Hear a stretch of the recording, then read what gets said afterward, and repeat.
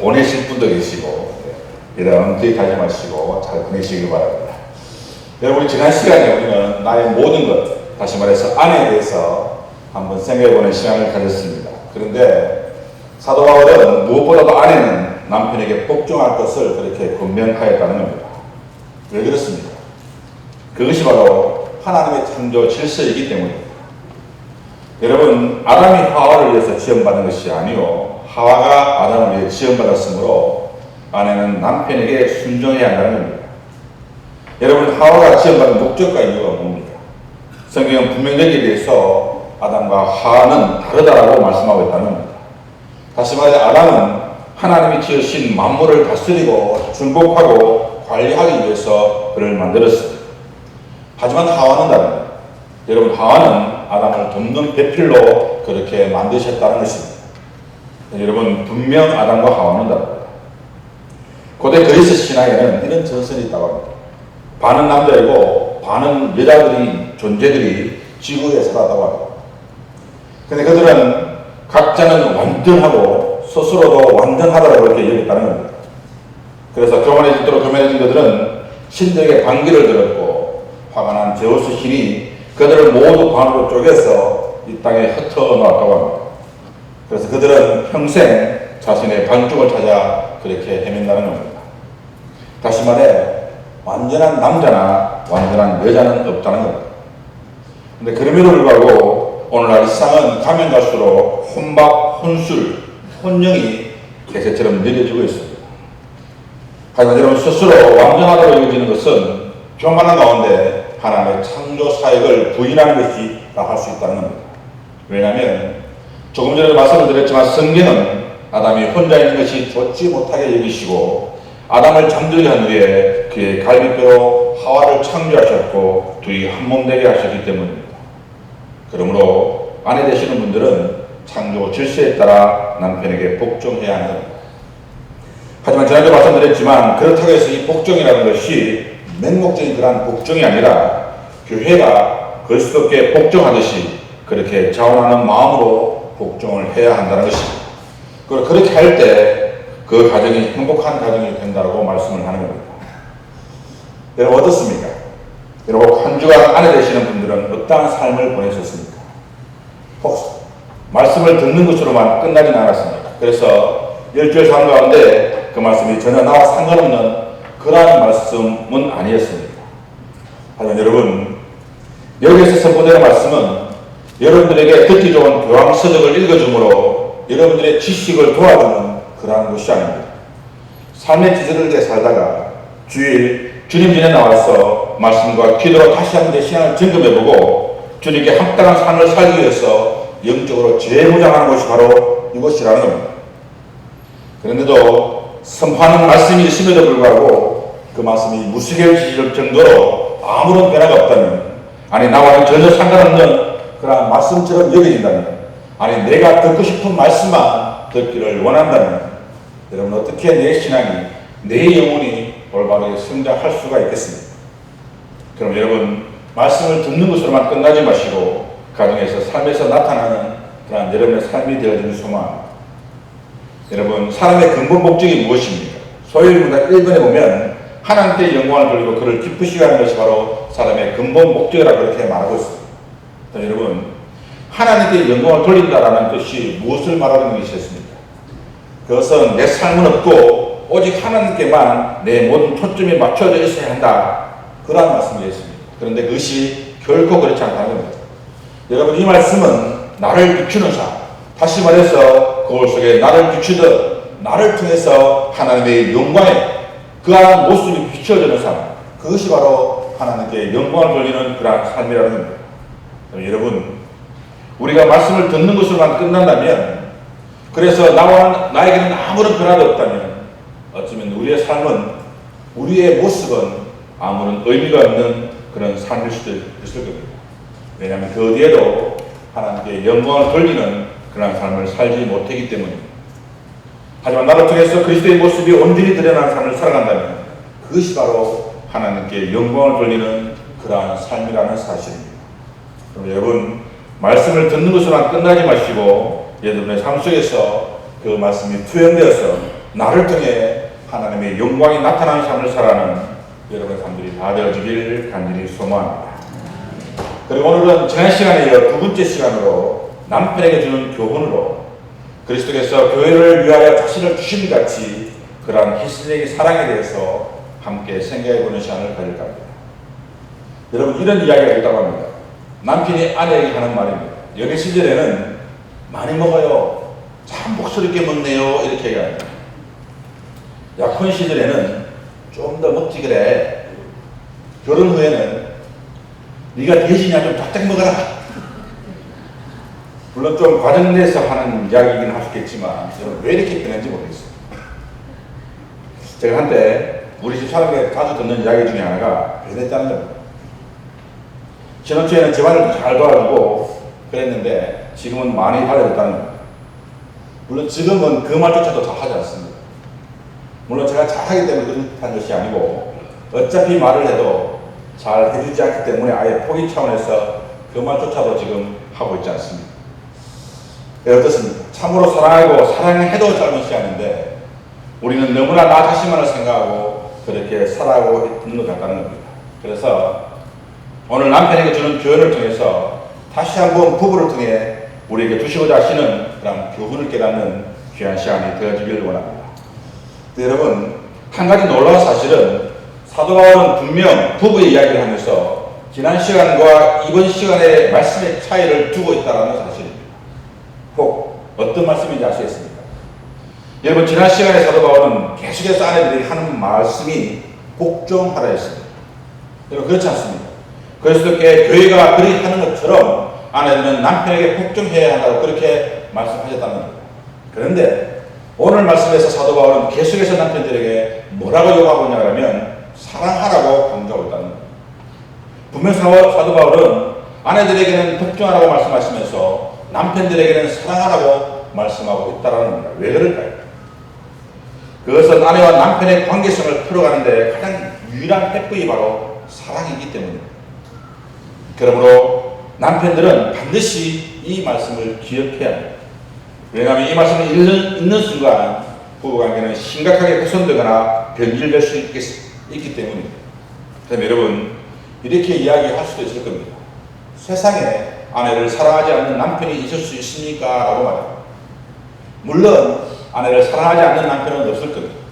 하지만 문제는 그 방법이거나 그 강도의 차이가 있다는 겁니다. 그래서 바울은 어떻게 사랑하라고 말씀하고 있습니다. 그리스도께서 교회를 사랑하듯이 그렇게 사랑해야 한다거나, 다시 말해 세상 사람들이 말하는 그러한 이성적인 그러한 사랑인 에로스적인 사랑이 아니라 그리스도가 교회를 위하여 자신을 희생한 것처럼 사랑하는 그런 완벽한 사랑이 아가페적인 사랑으로 사랑해야 한다고 말씀하고 있는 것입니다. 그러나 사실 세상의 많은 부부들은 이 에로스적인 사랑에 머물러 있기 때문에 오늘날 같은 부부 문제들이 발생하고 있고 OECD 가입 중에 가장 많은 이혼율을 가진 나라가 바로 우리나라가 되어가고 있습니다.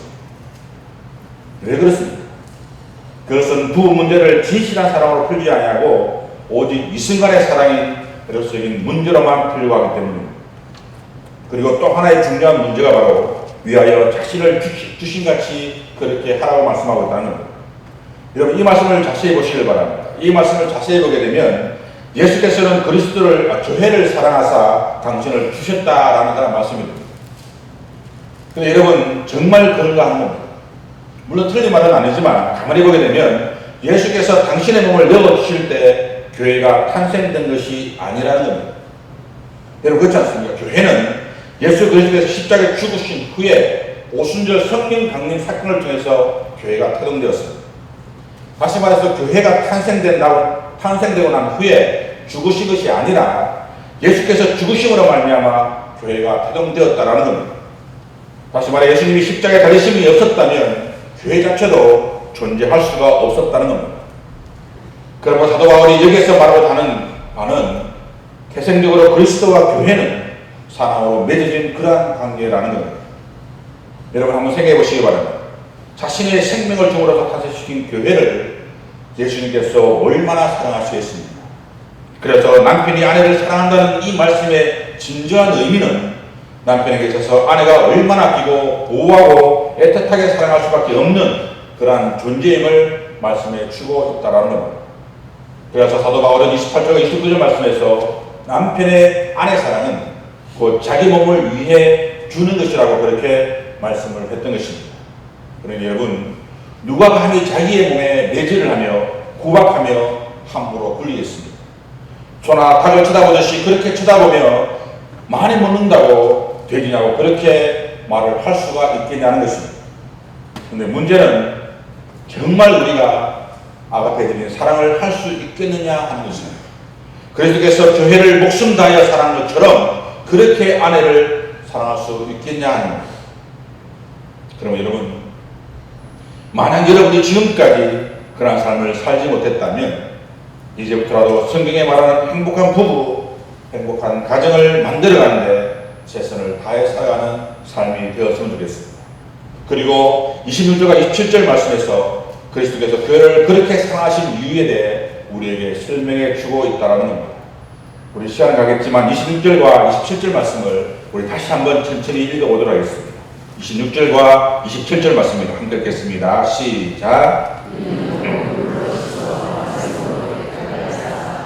거룩하게 하시고 자기 앞에 영광스러운 교회로 세우사 티나 주름 잡힌 것이나 이러한 것들이 없이 거룩하고 흠이 없게 하려 하십니다. 여러분 듣습니다. 우리를 물로 씻으시겠다는 겁니다. 그리고 우리를 거룩하게 하시겠다는 겁니다. 여러분 무엇을 말하는지 아시겠습니까? 우리가 거룩하고 흠이 없어야 한다라는 그러한 말씀입니다. 그래서 여러분, 예수님께서는 우리를 위하여 십자가에서 자신을 내어주셨습니다. 왜 그렇습니까? 이는 우리를 이렇게 완전한 모습으로, 거룩한 모습으로, 영광스러운 모습으로 세우기 위해서 그렇게 하셨다는 겁니다. 여러분, 세상에 죽기를 작정하고 마음먹고 나선 사람을 상대할 것만큼 무서운 것이 없다고들 말합니다. 그런데 예수님께서는 죽기로 마음먹으신 정도가 아니라 그분은 이미 생명을 내어놓고 이 일에 달려들고 이 일을 시작하셨다는 겁니다. 그러니 얼마나 무서운 일이며 놀라운 일입니다. 하지만 여러분, 우리는 결코 이 말씀을 너무나 쉽게 받아들여서는 안 될 겁니다. 왜냐하면 반대로 생각하면 생명을 내어드리는 그 열성과 과거와 결심으로 흠이 없도록 하는 데까지 우리를 이끄시겠다는 그런 말씀이기 때문에 우리 또한 각오를 해야 한다는 그런 말씀도 되기 때문입니다. 그리고 이것이 바로 교회를 향하신 예수님의 굳은 의지요 뜻입니다. 여러분, 이스라엘 백성들이 광야에 있을 때를 한번 생각해 보시기 바랍니다. 그때 그들은 하나님의 영광을 직접 보았습니다. 불기둥과 구름 기둥도 봤고 애굽에 내렸던 10가지 재앙도 보았습니다. 그런데 그들은 어떻게 하였습니까? 그들은 언제나 원망했고 하나님을 배반했다는 겁니다. 아니, 아예 하나님의 말씀을 들으려고도 하지 않았다는 겁니다. 그럼 여러분, 그때 하나님은 어떻게 하셨습니까? 그들을 사랑하셨기 때문에 묵인하셨습니다. 아니면 언약이고 뭐고 모두 다 파괴해버리고 이스라엘 백성들을 몰살시켰습니다. 하지만 여러분, 그렇지 않다는 겁니다. 이에 대해 성경은 이렇게 증거합니다. 하나님께서 그들을 징계하셨다라고 합니다. 다시 말해 40년 동안이나 광야를 걷게 하셨고 낮추시고 굶주리게 하셨습니다. 근데 여러분, 왜 그렇게 하셨을까요? 그것은 그들을 정화하기 위해서입니다. 그들을 물로 깨끗이 씻어 거룩하게 하시기 위해서 그렇게 하셨다라는 사실입니다. 그리고 그렇게 하시고 난 후 그들을 축복의 땅, 약속의 땅인 가나안에 들어가게 하기 위해서 그렇게 하셨던 것입니다. 여러분 어떻습니까? 이제 본문의 말씀이 이해되십니다. 여기서 가면 좋은 아내는 좋은 남편으로 인해 가능하다는 말씀도 되기도 합니다. 여러분, 우리는 보편적으로 좋은 아내가 있어야 좋은 남편이 있다는 말들을 참으로 많이 합니다. 하지만 성경에서 말하는 좋은 아내는 좋은 남편의 의무 수행에서 나온다고 말씀하고 있다는 겁니다. 다시 말해 그리스도가 십자가에서 자신을 희생하신 궁극적인 목적이 교회를 깨끗하게 하고 거룩하게 함으로써 자신의 신부로 받아들인 같이 남편 역시도 아내로 키웠고 주름 잡힐 만한 일도 없고 거룩하고 흠이 없는 좋은 아내가 되기 위해서는 아내를 위하여 그만큼의 희생적인 사랑이 있어야 함을 강조하고 있는 그러한 말씀이라는 겁니다. 다시 말해 자기 앞에 영광스러운 교회를 세우기 위해서는 그리스도께서 그렇게 하신 것처럼 남편 역시도 그러한 사랑이 있어야 한다는 그러한 말씀입니다. 그리고 이렇게 할 때 아내는 아내의 위치에서 남편에게 순종하게 될 것이고 거기에서 행복한 부부와 아름다운 가정이 탄생되게 된다는 것입니다.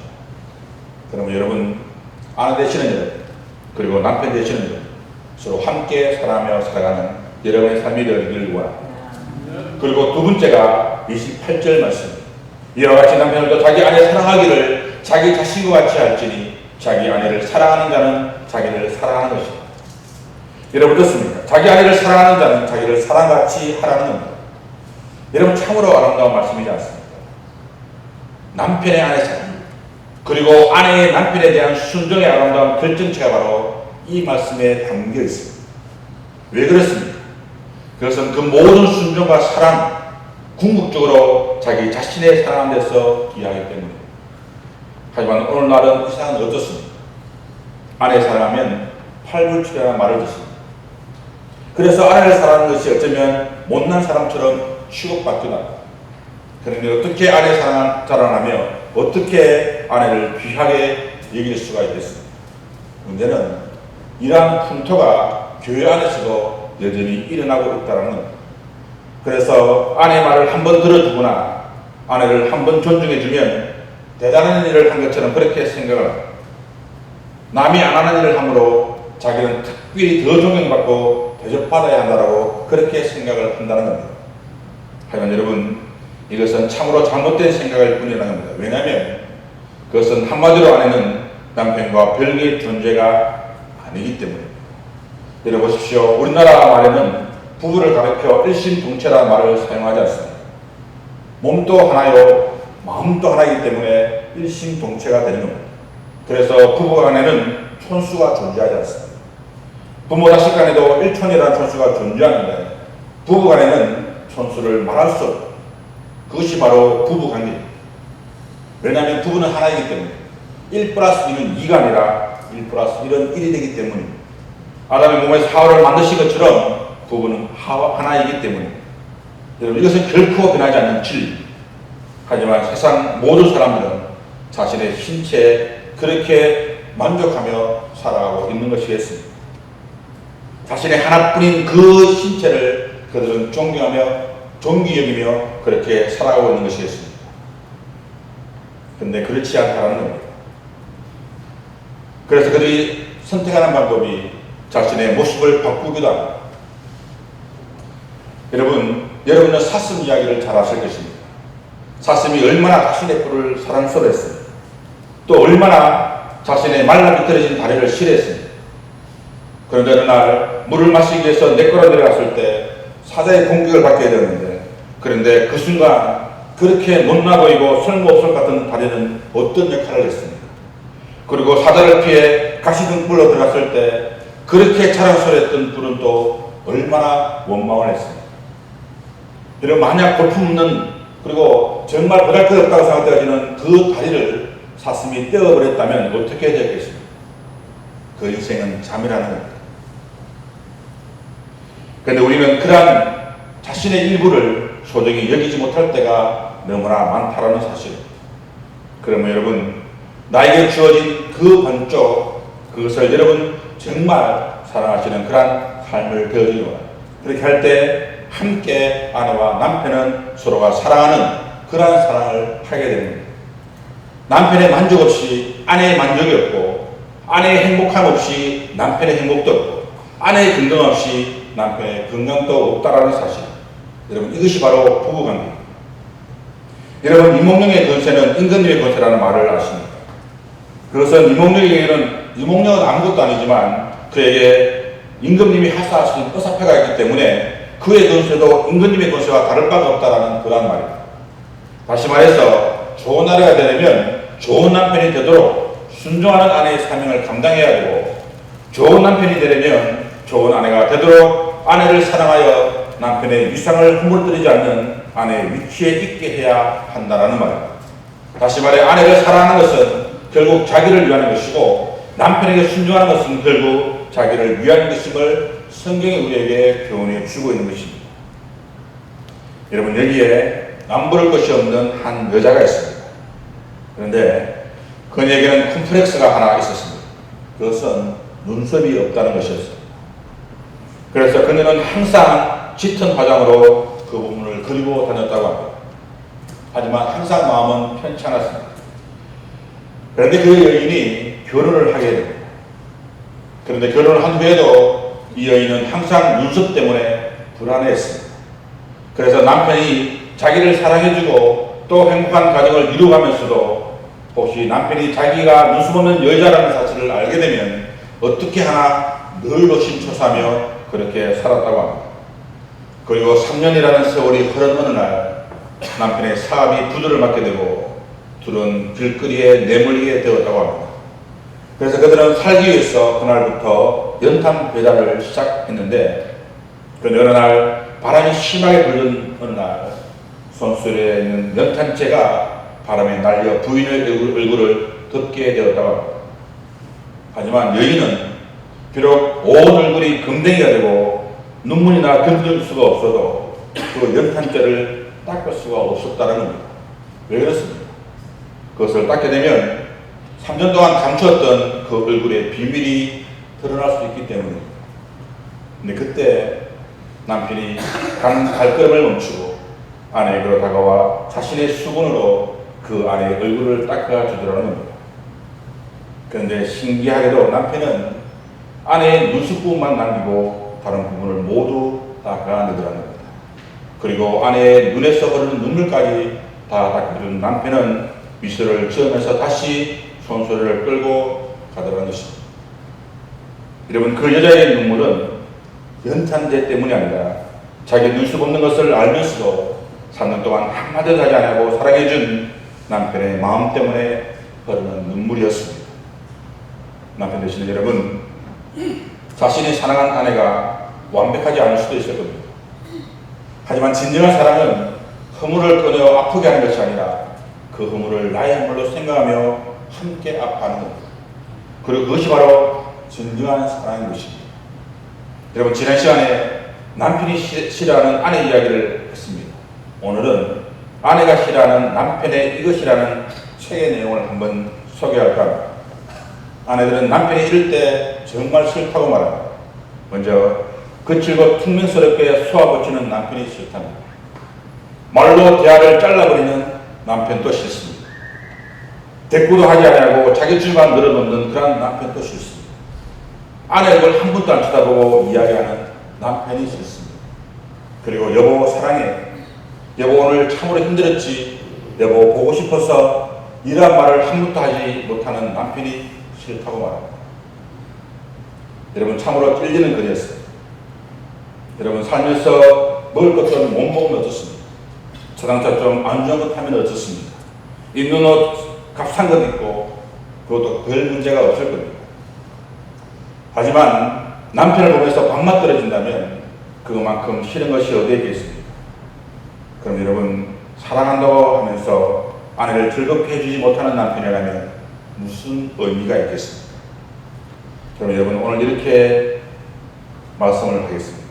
사랑하는 성도 여러분이 아니라 남편 되시는 여러분들은 여러분의 수첩에 아내 사진 한 장 정도를 다 가지고 있습니다.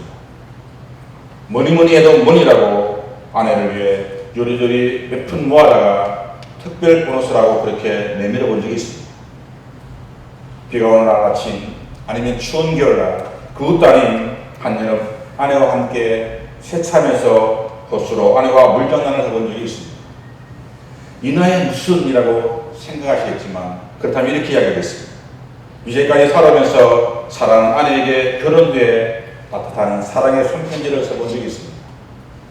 아내는 식탁에 앉아 음식을 먹으면서 아내의 수고에 진심으로 감격해 본 적이 있습니다. 여러분, 할 말이 참으로 많은데 저에게도 찔림이 있기 때문에 도저히 더 이상은 말할 수는 없고 한마디로 줄여보겠습니다. 여러분, 예수님께서 교회를 사랑하듯이 남편 되시는 여러분들은 그렇게 아내를 사랑하시기를 바랍니다. 그리고 이것이 이 땅에서 천국을 만들어가는 유일한 비결입니다. 제가 이 시간 남편 되시는 분들에게 숙제를 하나 내어드리겠습니다.